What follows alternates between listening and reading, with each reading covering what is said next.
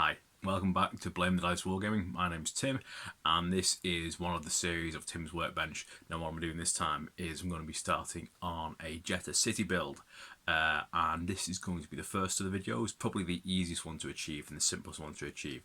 What I'm going to be doing is taking a Hasbro U-wing, which is like a nerf dart launcher. The thing you'll see over my shoulder is one I already have, and I'm going to be painting it up to match, or to work with the table. So watch along and enjoy. So as you expect, you have to start somewhere with these things, and my wife put me onto Pinterest, thank goodness, because this was a great place to get a load of good inspirational pics. So I started off with the X-wing. That was where I got the colour choice from, and I realised that in the X-wing miniatures game there was a U-wing that they did to match it. So that's where that idea came from, and I thought this would be a good way to build a bit of terrain that kind of is original, is my idea, but works alongside the city. So you've got something quite interesting to fight alongside. So this is the Hasbro U-wing. On its own, it's a perfectly serviceable bit of kit to use alongside your Legion minis. It's basically the right scale, and essentially it's painted. So it means you don't need to do much work, and you don't have to do anything to it to make it fit for purpose. So it's pretty good as it is.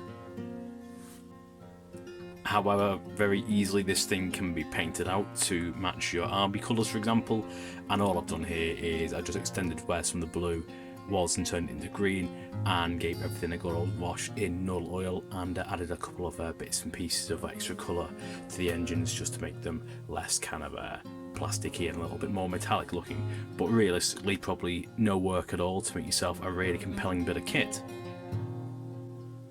Now my plan is I'm going to be making a Jedha City table, so I've got some buildings on the way. I'm looking at some 3D printed terrain you can get, such as a downed statue, but I thought it'd be quite interesting to take this one and paint it up like the Partisan ship.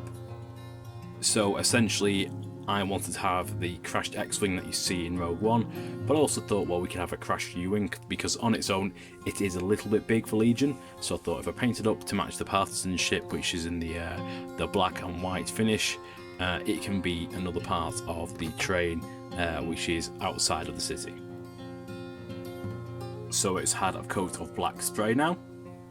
So next up I'm going to be doing a bit of dry brushing. I'm going to start off doing a bit of Necromancer cloak, let's get my ends right, and essentially I'm going to go nuts. That's going to be the entire surface, because that takes it from being black to being slightly blue. You can see this is a bluer thing, and then for some real highlights I'm going to use some uniform grey.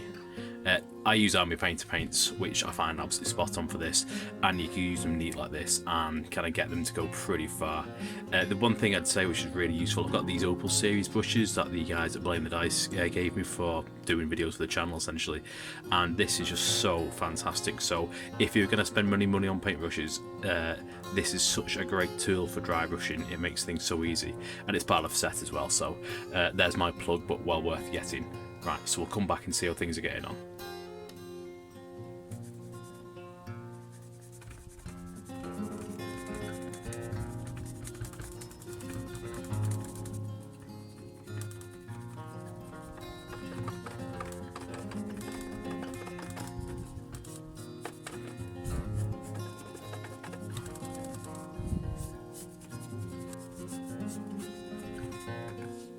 So it's had its dry brush in the Necromancer cloak, and now it's going to have its dry brush in the uniform grey.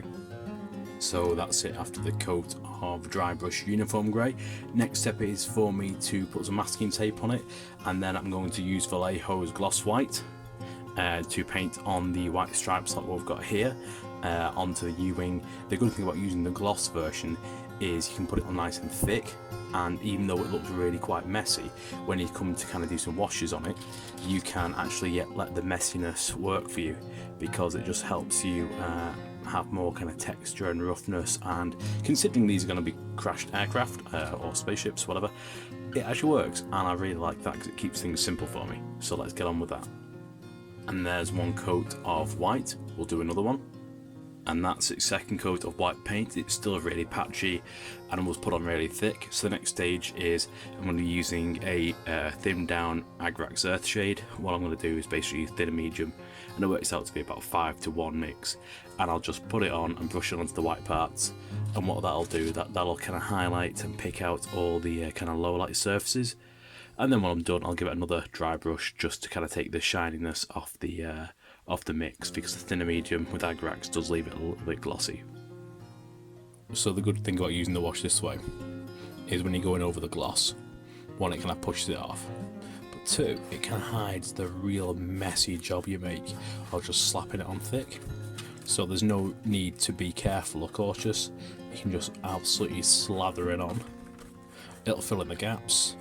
It'll hide some of the thickness of the paint, but it'll also work with it. So when it's all said and done, you get what looks like a ship that's been through the mills, kind of in and out of atmosphere several times, or not been cleaned in so I've lost some millennia. So I really encourage when I'm doing this, like being messy with it and being sloppy, because you don't get anything out of being tidy, but being messy gives you a nice look.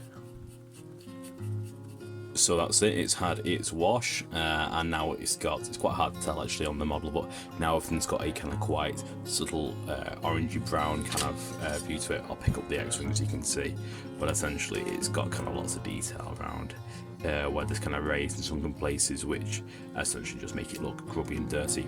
Now just to finalise it, and this will be the last step, essentially I've got Vallejo's orange brown, which again I'll just be dry brushing, but with this it's much more sparing. This is just to kind of look like, because this will be crashed, this will just to give it a bit of an overall look of it's hit the dirt and dust has gone flying. So I'll have to kind of be a bit more sparing with this one than I plan to be with the other ones.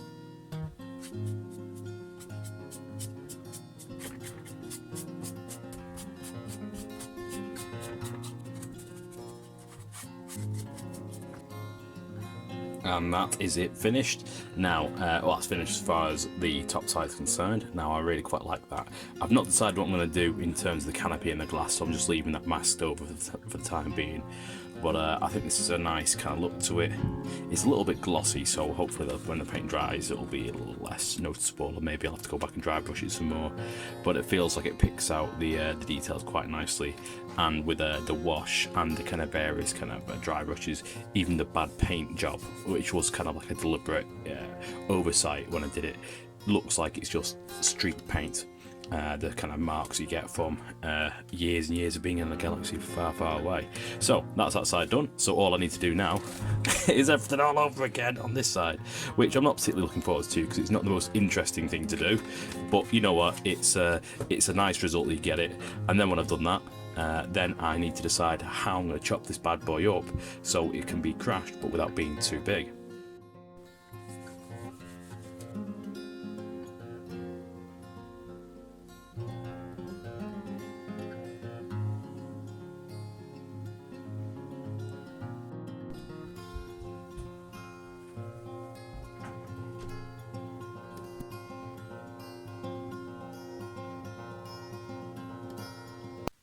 So now that that's completed, and we've got our U-wing kind of painted up and ready to go, I have the joy of deciding how to cut it up.